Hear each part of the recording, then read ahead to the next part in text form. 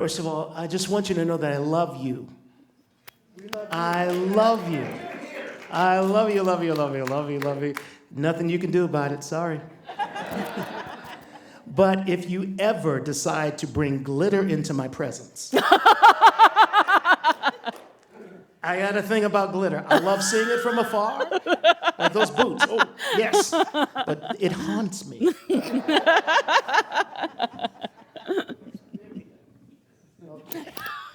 So yes, I am a new member. Grateful to be so. Got the badge, fancy schmancy badge and everything. Yeah. So my topic this morning, and we got to move along because there's a lot to get to. No, go back to the top thing there. not this guy yet. All right. So the only solution.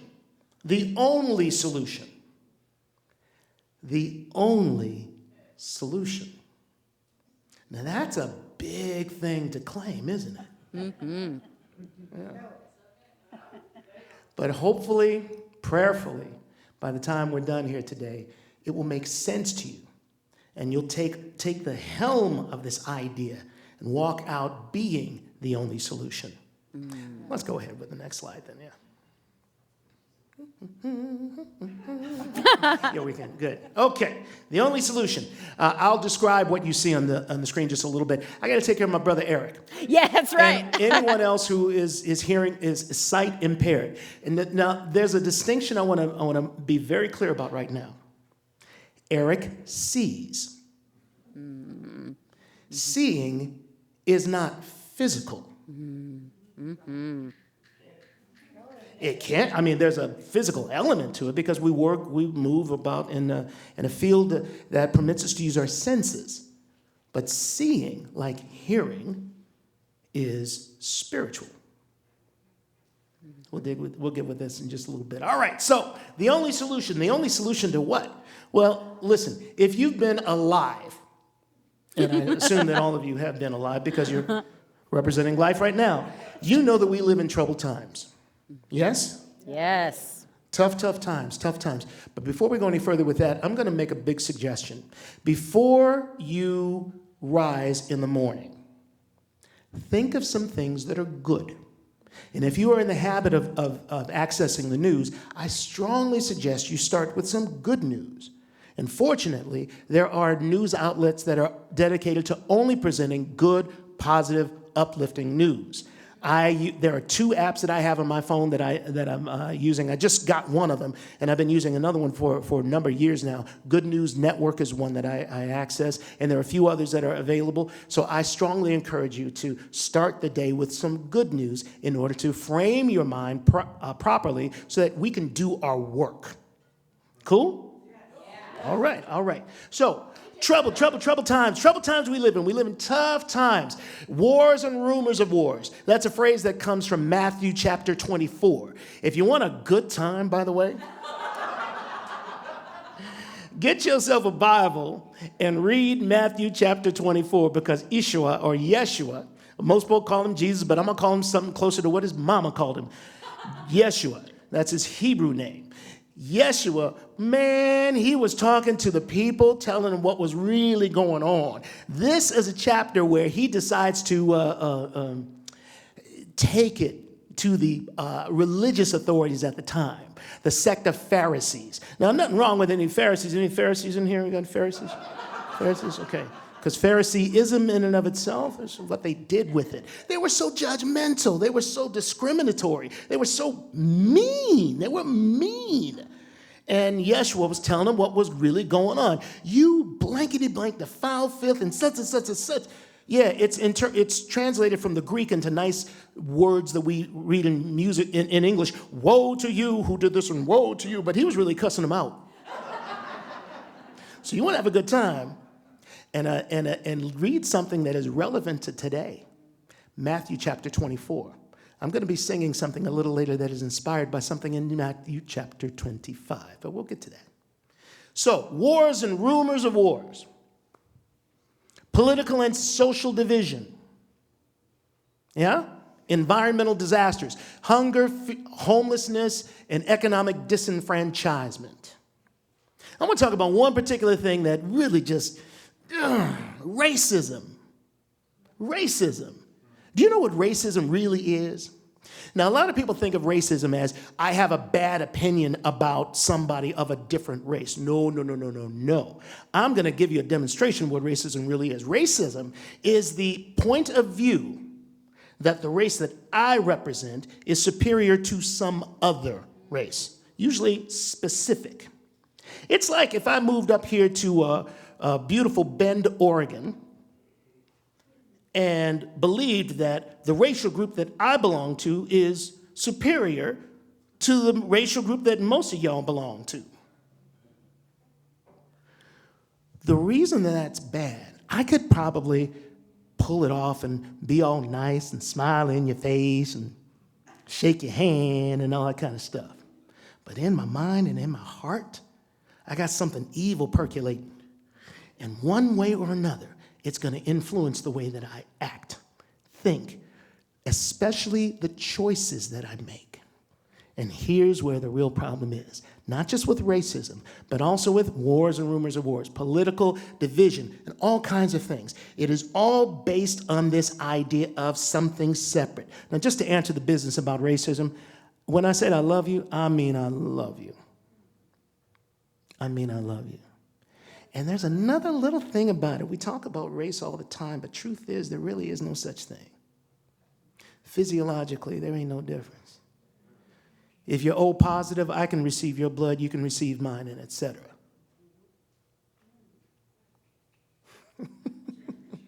Look, people, don't go for the okey doke. Forget about it. There's no such thing as race. Now, don't go blasting this around everywhere.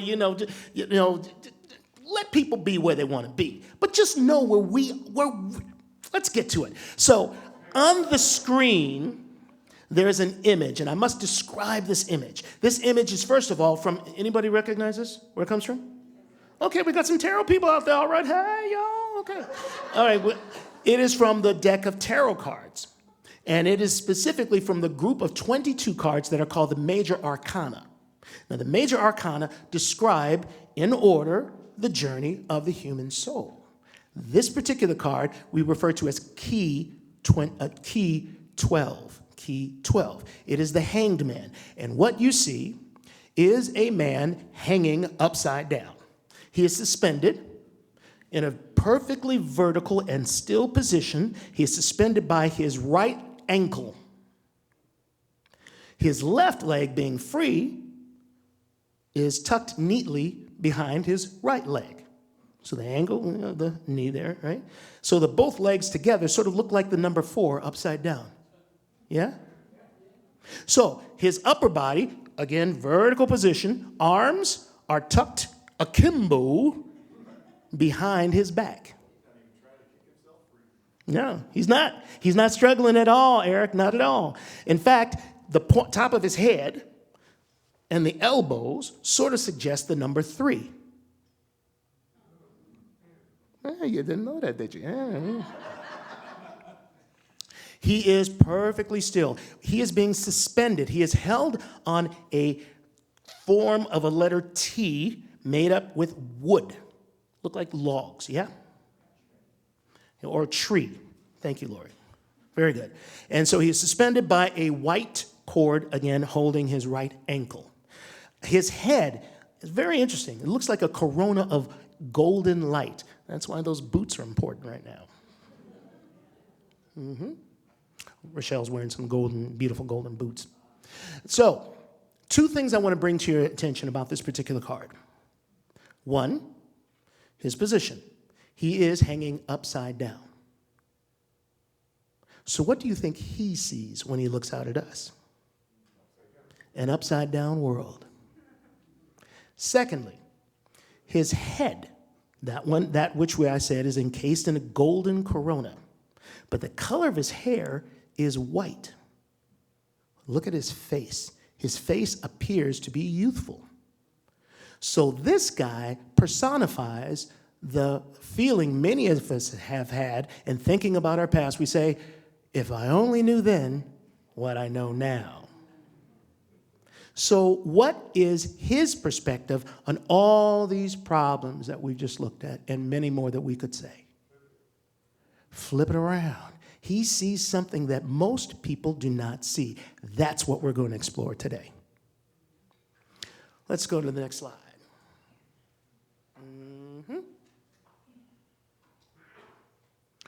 When we think about solutions to the world's problems, we think about things that people can join together to do. For instance, yesterday, any one of you participated in the No Kings protests, that kind of thing? Wonderful. Wonderful. Now, I'm going to be a little snarky right now. Please excuse me. Good on you. Good for you. Good for you. Good for you. Atta boy, atta girl. Because the protest is important for raising awareness, as voting is important for choosing candidates that represent what we believe should be done, as creating laws that make things legal or illegal that we also believe in, as any other solutions for the world's problems. The only problem with that, and again, these are good things, but the only problem with that is that the fixes don't exactly last. Anyone remember the Voting Rights Act of 1965? Landmark legislation. Amazing. Nobody would have predicted that today that important legislation ensuring the voting rights for millions and millions and millions of formerly disenfranchised Americans, it ensured their voting rights. It's under siege. The Voting Rights Act of 1965 is, we shall overcome. Y'all remember that? Okay, well, some of y'all too young. Well, look it up, man. It's still on YouTube. I mean, who would have thought? So these kinds of solutions, as good as they are collective efforts to make things better. And it does kind of help.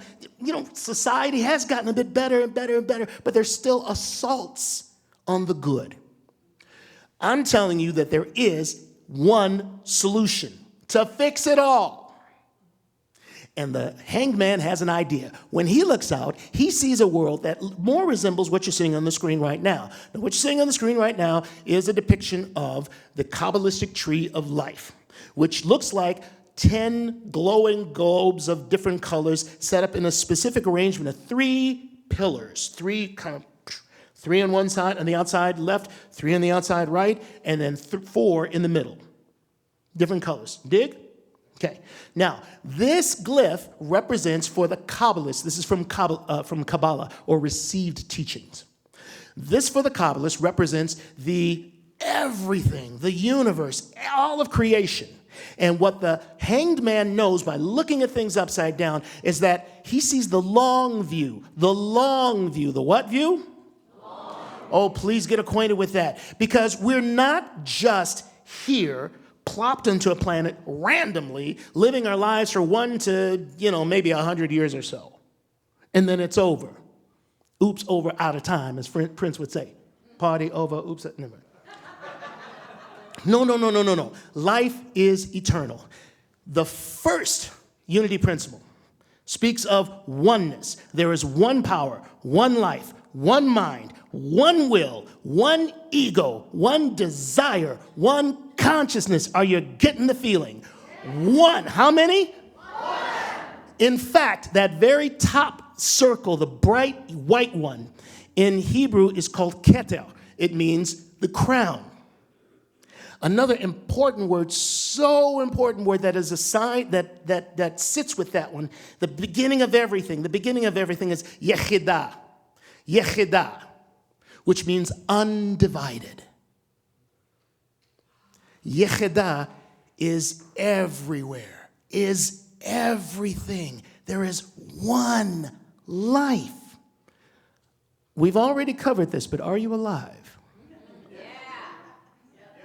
From whence does this life come? Yechidah, the one. There is no separation. Yechidah, one. The hanged man sees that. So when he sees another person, he sees a beautiful, perfect expression of the one. An individualized expression of the one. That's unity principle number 2, ain't it? Kids are getting in with that today. Yeah. And each one of these expressions is inherently good. So it doesn't matter the mistakes or sins that a particular person makes. Still, Yehidah, still perfect. Now, he also knows that we're involved in a grand thing called the great work. And this is a recognition of the involution and evolution of all reality. In other words, the one, the all, the Yehidah, knows itself as this cycle of manifestation. Manifestation meaning appearing from nothing to something. Appearing. It's just an appearing. So this cycle of manifestation goes on for, it seems, eons, way beyond our general ability to think in terms of time. But the beautiful thing about this is, involution is the one expressing as things, as the myriad things, as it says in never mind the system. And then breathing back in, bringing all those things back into itself. That's evolution. We are on an evolutionary arc.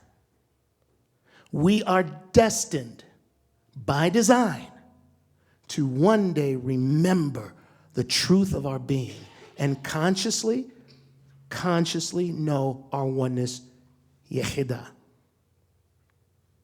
So we can forgive the sins of our brothers and sisters, no matter how egregious. Now, that doesn't mean we don't stand up to wrong.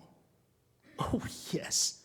We march, we sing, we speak, we vote, we do all of these wonderful, mundane things that our knowledge of truth requires of us, but we do not condemn. Let's go to the next one. Let's look at the only solution. The only solution is an revolution. I have begun using this phrase to describe a life process that I will now introduce to you. I'm writing a book on it, just so you know. I'll let you know when it's done and available in case you want to read it. But it is called the Evolution Revolution. Liberate your soul, heal the world. Tikkun Olam. Liberate your soul, heal the world. And what is the Evolution Revolution? Well, it is a movement of one. A movement of what? One. In other words, it's a moo.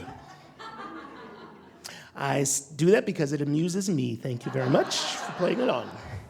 It is a movement of one. And I'm going to go ahead and read it because I think it just phrases it perfectly. This is where a revolutionary chooses to take down their current governing mind and become the highest evolutionary version of themselves, no matter what. No excuses, no turning back like Lot's wife, only to be turned into a pillar of salt. No. Becoming the highest evolutionary version of themselves. This is a mouthful, and this takes time. Remember I said that the hanged man sees the long view? He recognizes that we don't live in just one lifetime, one incarnation. We come, we go, we come, we go, over and over and over again. These teachings have been with us in many different forms and from many different sources forever. The fact that the majority of people are not either acquainted with, don't believe, or simply make fun of these teachings is irrelevant.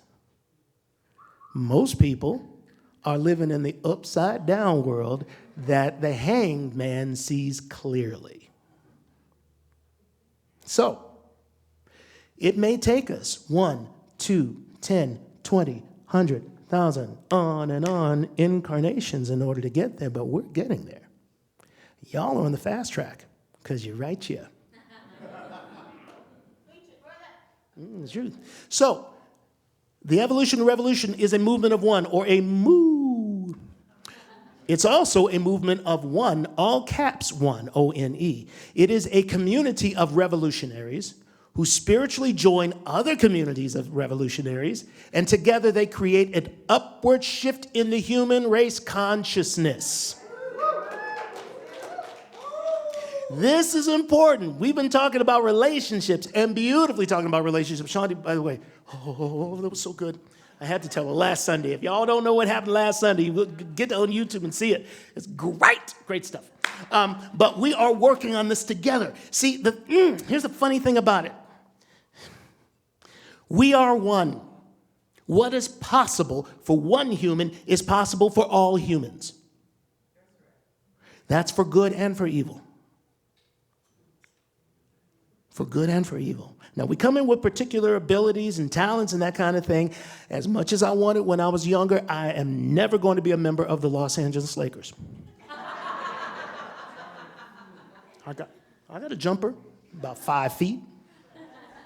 But I got something that I can do. I have something that I came with the ability to distribute. Music is a thing that I get to do. And I enjoy it. And I get to teach. I get some stuff like here, you know. This is sort of, I dig this so much. But as community, oh my goodness, we can influence so much more. In fact, these communities don't have to actually physically join. In fact, you as an individual are the most important element. Here's the thing about the evolution revolution. It has to be one. Because every institution, every situation, every organization, high, low, in the middle, is made up of individuals making individual choices. And until those individuals have a realization of their oneness, there will always be problems. The only solution is an evolution revolution. And somebody got to get this thing started. Are you with me? I said, are you with me? Come on, one more time, are you with me? Okay,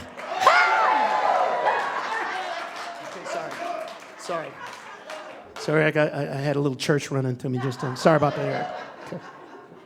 All right. So how are we doing? Oh, we're in great time.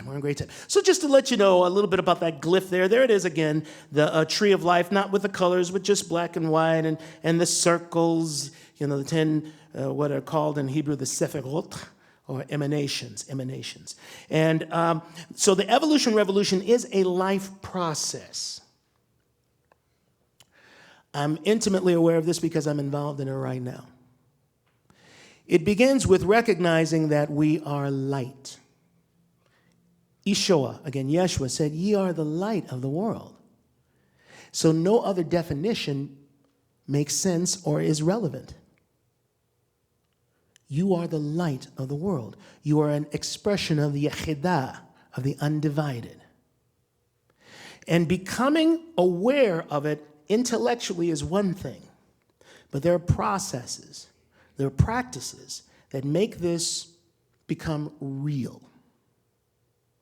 Secondly, we enter into a practice that enables us to listen in order to see. So it's light, recognize light, in order to be it. We listen in order to see catch a vision of what it desires of us as us. Does that make sense? Mm-hmm. Good. And then next step is love. We love with glee. Everything that we do is tinctured with love. Everything. Can you imagine it? Can you imagine shoveling snow out of, well, at this point, you really do have to imagine shoveling snow. I don't know what happened. Last winter was cold and everything, and y'all done disappointed me, man. I could have stayed in L.A. for this. Come on. No. But can you imagine shoveling snow with joy, with love? Yes, see, that is it. You admit it, say it. I don't like doing this. And then find a way to. Do what you love, and in the meantime, love what you do. If we are not in the practice of bringing love to everything, we will not really bring love to anything. Remember, Yechidah, one, everything is an expression of this one. Now, y'all brought this up to me. I'm a new member. This is a unity principle. Okay? It just happens to be tied to ageless wisdom teachings. It just happens to be an idea that is shared by countless people throughout time.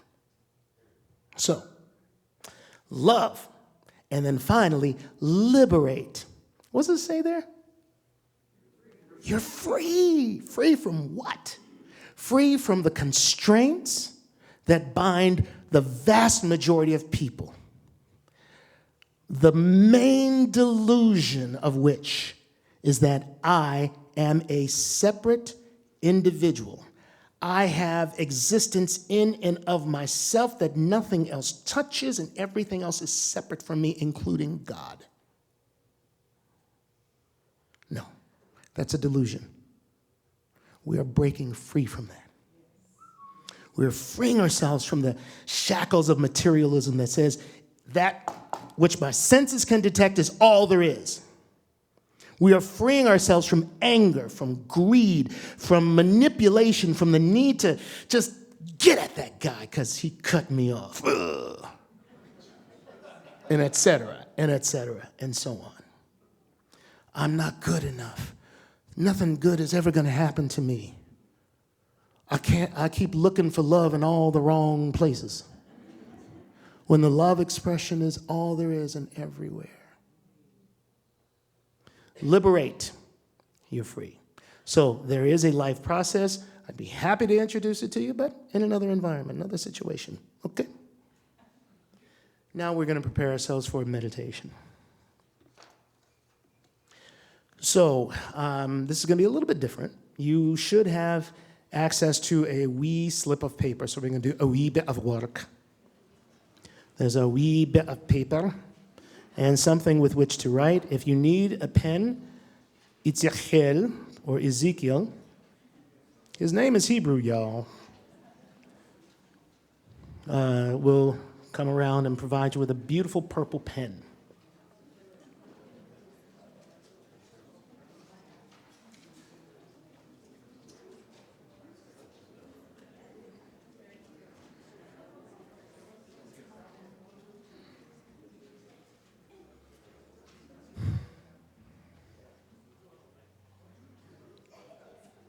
Those of you who are duly and truly prepared with your pen and paper, set it aside for just a moment and get yourself seated properly, which is your feet are flat on the floor. We're doing the best we can in case there are some entanglements. Knees are approximately shoulder width apart.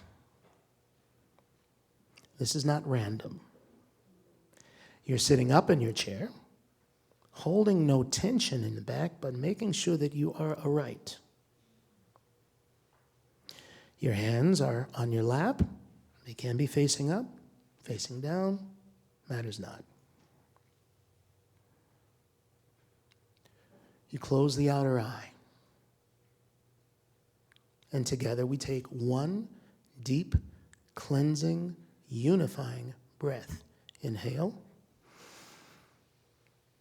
Release. Twice more. Inhale. Release. Final. Inhale. Release. And just breathing normally. Taking a moment to give attention to the breath. Thoughts may come. Let them go. Observe them as they pass. No need to engage. They ain't doing anything. Let them flow through.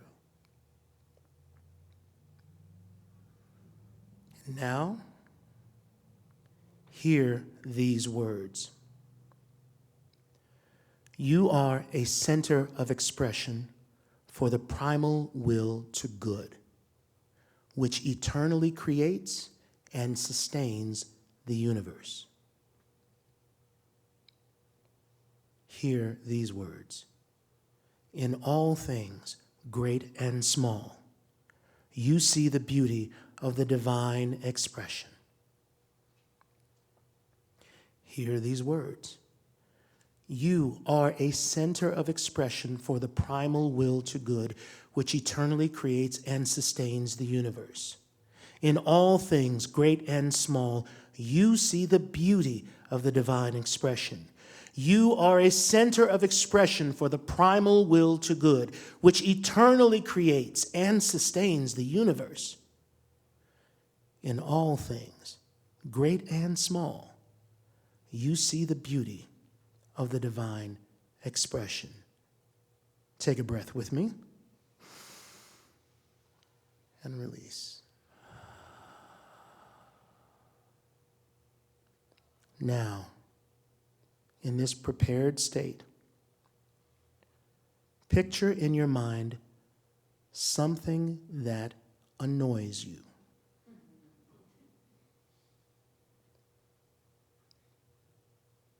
It may be a situation, a condition, an occurrence, or a person, a group of people, something that annoys you.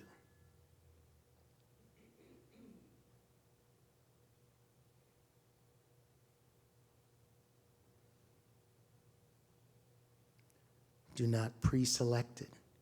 That which shows up first, that's what you want.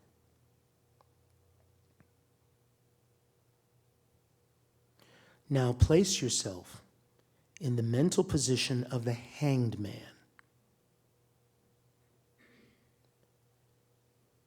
You are still in your seat, but perhaps feel yourself turning upside down, yet you are more secure than ever, perfectly comfortable, in a state that mimics samadhi, free, still, at rest. You see that thing that annoys you. Now, take the point of view of the hanged man, recognizing the unity of all things.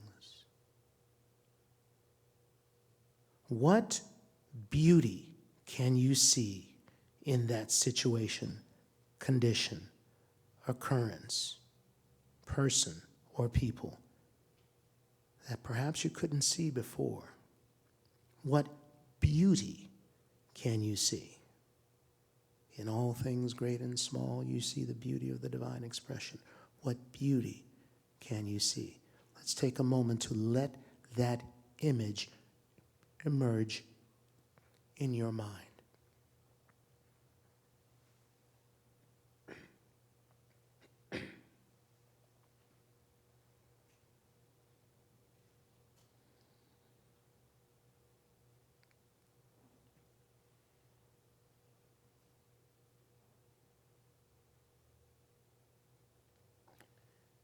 If you have that image, you may open your outer eye and take notes. Write down what that image is, what you saw, what you felt.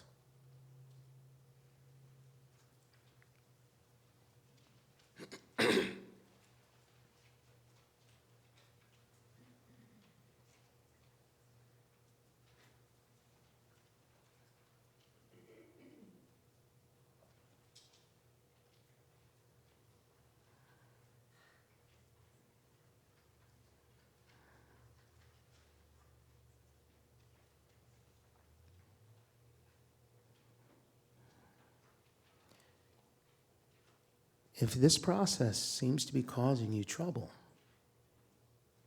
you may open the outer eye and simply jot down that which annoyed you and consider it as growth work for this week.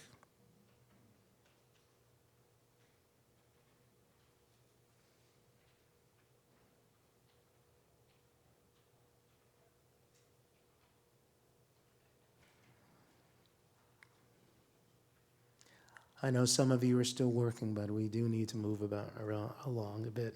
So let's join together with one final breath together. Inhale and release. And let's open the outer eye. Thank you for participating in that with me. The activity of creating mental pictures is most useful on this path of liberation. And perhaps at another time we can talk more about that. But I thank you for your attention this morning. Shalom.